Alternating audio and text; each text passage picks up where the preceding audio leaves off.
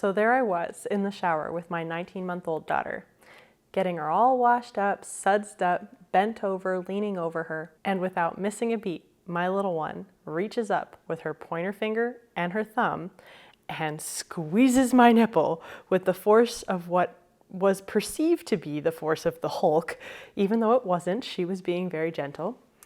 And after I screamed and pried her fingers very gently off of my very sensitive teat, and I inspected to make sure that it was still intact and not bleeding profusely or something like that, based off of how horrible it felt, I realized it was in fact intact and everything was okay. It was really just that sensitive. Welcome to the Duckonta channel, where we discuss all things educational and we never duck away from difficult topics, including breast tenderness during pregnancy.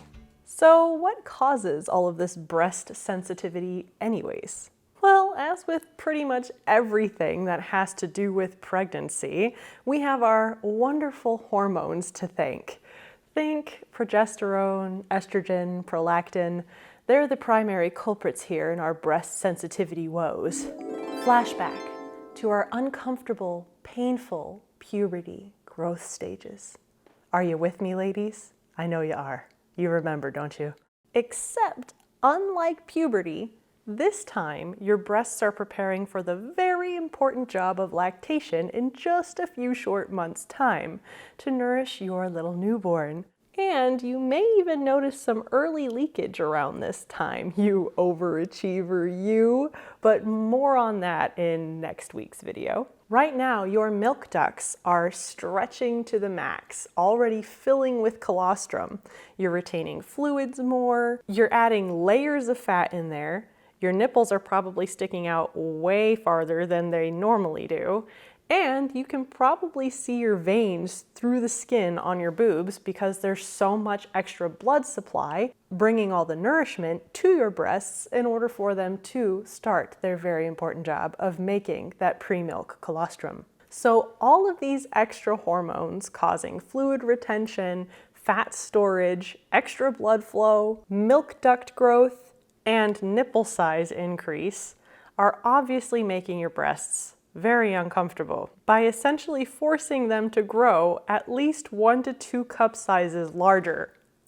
Naturally, your skin is also needing to stretch to accommodate this massive growth, so your skin on your breasts are also probably super itchy. Geez, with all of these things, it's no wonder that your boobs would be uncomfortable and sore and weary and just not wanting to be touched. I'm convinced that this is basically just nature's torture for everyone involved. For you, the poor pregnant woman in agony and pain with the breast soreness, and likely for your partner, who probably wants to play with those big, beautiful untouchables. So what can be done to alleviate these pains anyways? A lot of what you can do involves getting the right type and amount of support. The support provided from your bra, that is. You'll want to pick bras that are the correct cup size. If you haven't gotten yourself remeasured in a while, definitely go do that. Ones that are made out of cotton and or bamboo material. Ones that have closures in the back rather than the front, because you can adjust those accordingly and make them larger. And lastly, any bras that have wider bra straps are definitely going to help in the digging into your skin avenue. Since nursing bras and sports bras fulfill all of those categories and more, they're typically your best bets. Plus, they have the added bonus of not having underwires most of the time, so you don't have to worry about that underwire jabbing into your ribcage or your armpit as you're growing, and you don't need that extra pain anyways, just saying. Also, they tend to limit the locomotion of your girls, keeping them close to your body. And that also makes it a good bra to sleep in if you need to, which is another tactic you can use to limit the soreness of your girls. I personally love the Boobs nursing and yoga bra, but there are many other size, shapes, and types of bras that might work better for you and your body type. The other thing you want to do to avoid any extra breast sensitivity is to avoid nipple stimulation or contact.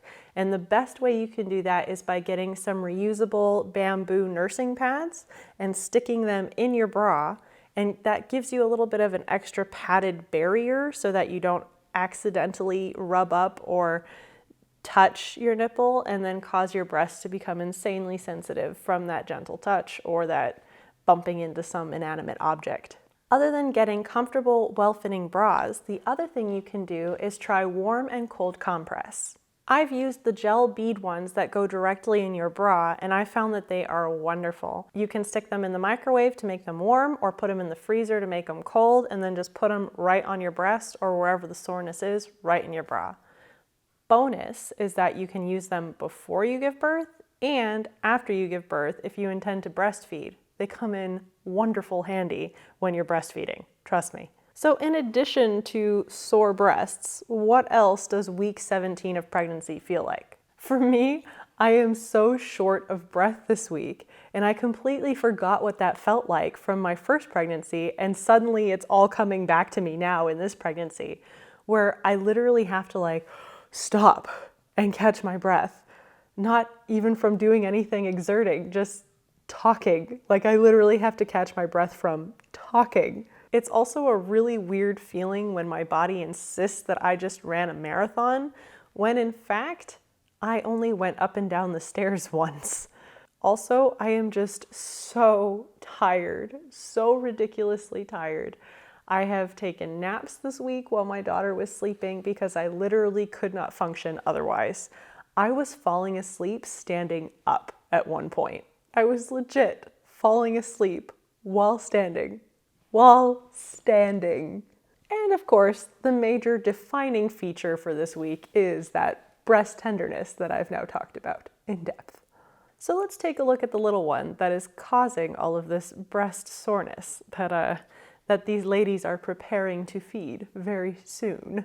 Your baby is a little over 5.75 inches or 14.5 centimeters. So roughly the length of a pear, as seen in the model here. Our little pear's umbilical cord is growing longer and stronger because it's getting much thicker this week as well. His or her ears have now also fully formed, meaning that their hearing is also developing at this time pretty well. But most importantly this week, at least in my opinion, is the fact that your little one, our little ones, are putting on lots of fat tissue so that they can survive life outside of the womb.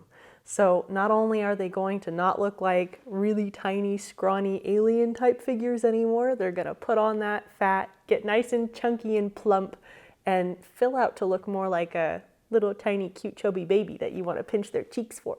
So go get your girls a nice comfy hammock to relax in as they prepare for the Operation Feed the Baby phase.